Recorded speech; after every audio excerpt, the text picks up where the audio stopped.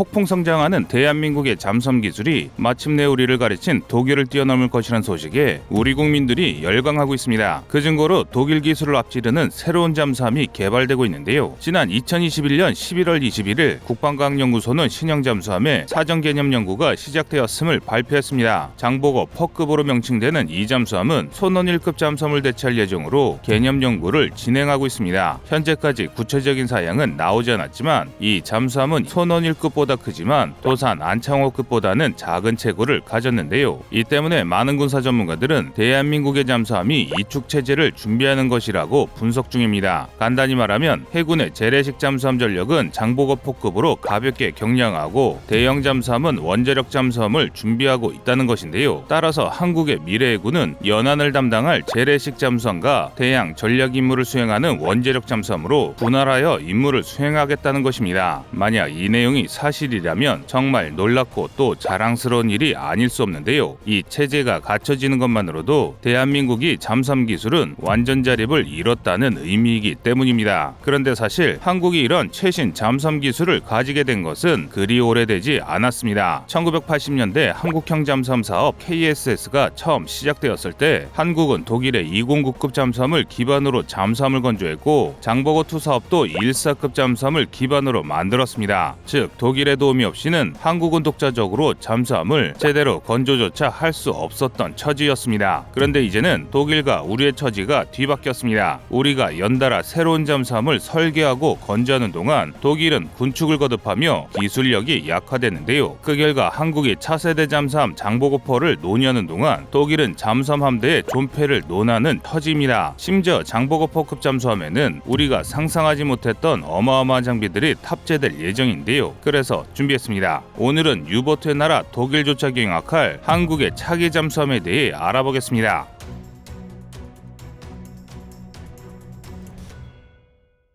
대한민국이 차세대 잠수함 장보고포를 준비하고 있습니다. 장보고포는 2030년대 노후화될 1800톤 규모의 손원 1급 잠수함들을 대체할 예정인데요. 해군의 발표에 따르면 장보고포의 설계 배수량은 약 2000톤 정도가 될 예정이라고 밝혔습니다. 하지만 일각에서는 경하 배수량으로 배수량을 낮추는 걸 좋아하는 해군이 잠수함의 크기를 2000톤이라고 말했다면 만재톤수나 수중 배수량으로는 3000톤에 가까운 대형함이 될 것이라고 예상 중입니다. 그런데 여기서 장보고포 사업에서 주목할 것이 하나 있는데요. 바로 우리가 독자 개발한 리튬이온 전지를 탑재한다는 것입니다. 차세대 재래식 잠수함의 추진 동력인 리튬이온 전지를 얼마나 잘 만드느냐에 따라 장보고포의 작전 성능이 결정되기 때문입니다. 현재 한국은 도산 안창호급 배치2의 추진 체계도 리튬 전지를 탑재할 것을 목표로 건조하고 있는데요. 이미 우수한 리튬 전지를 개발해 기존에 사용하던 납축 전지와 비교까지 끝마친 상태입니다. 해군의 분석에 따르면 도산 안창호급의 리튬 전지를 탑재할 경우 기존 납축 전지에 비해 자망 시간이 1.6배 증가했고 최대 속도로 항해했을 때 지속 시간도 3배나 늘어났다고 하는데요. 쉽게 말해 전속력으로 움직일 수 있는 시간이 3배 길어졌고 작전 지속 능력이 160% 상승했다는 말입니다. 게다가 여기에 더해 추진 체계를 보조해줄 새로운 추진형 프로펠러도 같이 연구하고 있는데요. 펌프제트 추진기로 불리우는 이 장치는 기존 프로펠러보다 소음이 크게 줄어들어 잠수함의 생존성을 압도적으로 늘려주는 차세대 추진 체계입니다. 펌프제트 추진기를 최초로 장착한 영국의 트라팔가급 잠수함의 경우 펌프제트 추진기를 사용했을 때 20노트 이상의 속도에서 불과 8노트 수준의 소음밖에 나지 않았습니다. 차세대 추진기인 펌프제트 추진기가 얼마나 뛰어난지 알려주는 사례가 하나 있습니다. 영국의 벵가드 잠수함과 프랑스의 르트레옹팡함이 수중에서 서로를 인지하지 못해 충돌한 사건이 있었을 정도입니다. 따라서 펌프제트 추진기와 리튬 전지를 탑재할 장보고 퍼급의 성능은 그 어떤 재래식 잠수함도 따라잡을 수 없는 수준이 될 것이 분명합니다. 하지만 한국이 아무리 잘났다고 하더라도 훨씬 전부터 잠수함을 만든 잠수함 강국들에게는 비빌 수 없을 것이라는 이야기를 하는 이들도 있습니다. 먼저 펌프제트 추진기만 하더라도 유럽 국가들이 먼저 사용하고 있는데 후발주자인 한국이 최고의 잠수함을 만들 수 있을 리가 없다는 것인데요. 그 중에서도 설령 다른 나라들을 다 제친다고 하더라도 유보트로 명성이 자자던 독일은 이기지 못 못할 것이란 의견이 특히 많습니다. 당장 독일이 만든 212형만 보더라도 이를 잘 알 수 있다고 하는데요. 212급 잠수함은 214급 잠수함의 원형으로 손원일급 잠수함의 친척벌이라고 할 수 있습니다. 212급 잠수함은 최초로 AIP를 탑재한 잠수함으로 알려져 있는데요. AIP는 공기 불필요 추진 시스템의 약자로 외부에 산소 공급 없이 추진 동력을 제공하는 기관을 의미합니다. AIP를 장착하게 되면 수중에서 추가적인 산소를 공급하지 않더라도 더 오랫동안 잠항할 수 있습니다. 214급 잠수함인 손원일급이 209급 잠수함인 장보고급보다 잠항 능력이 3배나 늘어난 것도 이 AIP 덕인데요. 게다가 덩치도 손원일급보다 커서 도입 당시에는 혁신의 아이콘으로 불렸습니다. 이런 기술만 보면 한국이 독일을 이기는 것은 거의 불가능해 보일 수 있습니다. 하지만 독일의 현재 방위 산업은 생각보다 비참합니다. 겉보기와 달리 독일의 잠수함 전력은 굉장히 취약하며 잠수함 기술 역시 퇴화하고 있는 상황인데요. 일례로 독일의 수출용 잠수함은 세계 베스트셀러로 전 세계 국가들로부터 사랑받지만 정작 독일 해군이 운영하고 있는 잠수함은 212급 잠수함 6척밖에 없습니다. 심지어 점점 노후화가 진행돼 성능조차 뛰어나지 않는데요. 212급 잠수함은 도산 안창호급은커녕 손원일급과 경쟁해서 겨우 이길 수 있을 정도의 스펙입니다. 그럼에도 독일은 새로운 잠수함을 건조하지 않고 그저 개량형의 건조 계획만을 발표했습니다.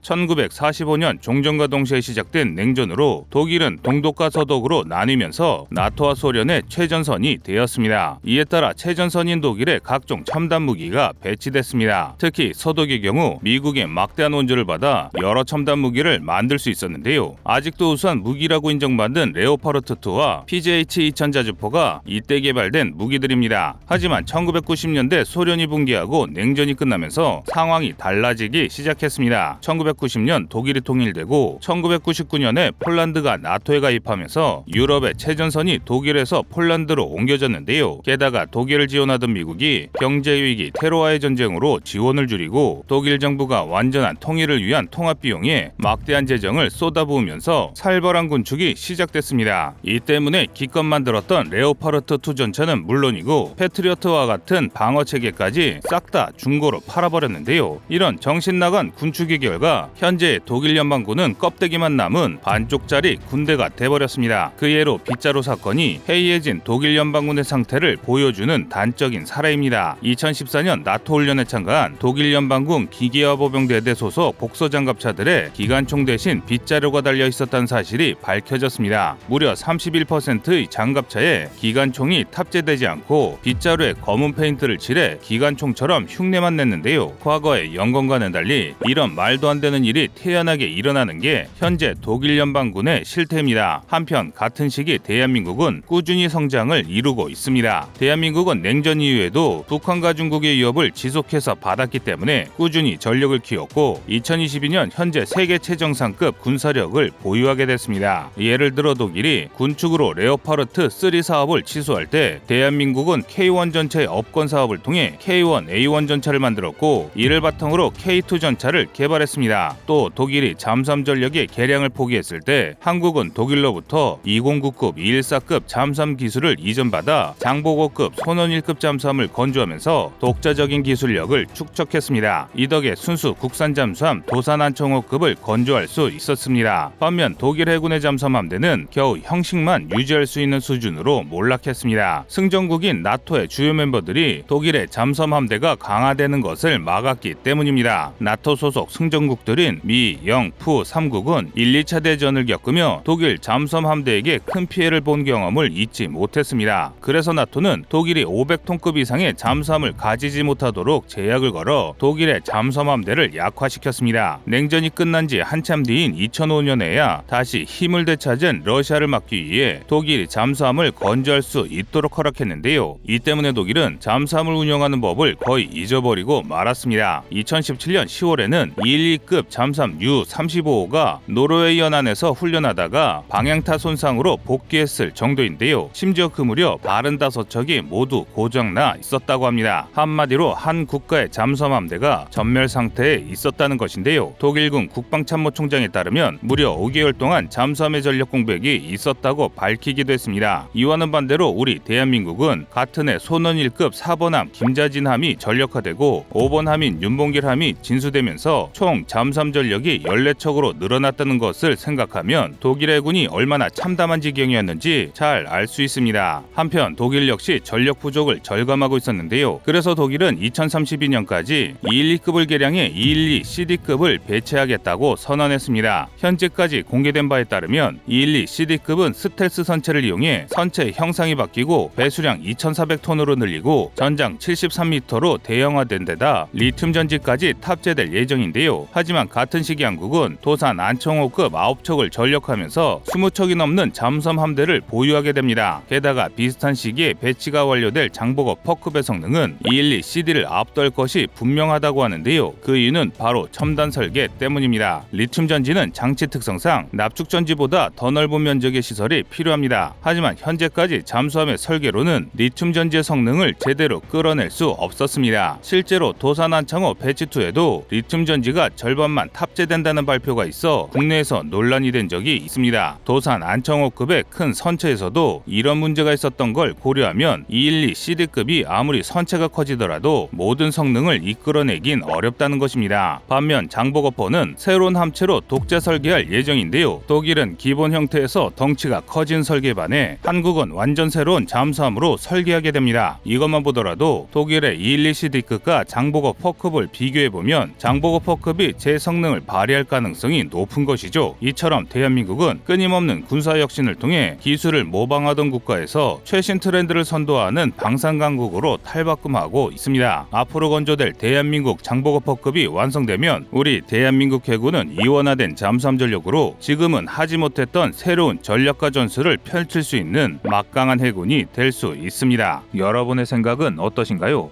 시청자님의 의견을 댓글로 남겨주시기 바랍니다. 여러분의 좋은 의견이 좋은 영상을 만드는데 많은 힘이 됩니다. 이상 꺼리투브였습니다.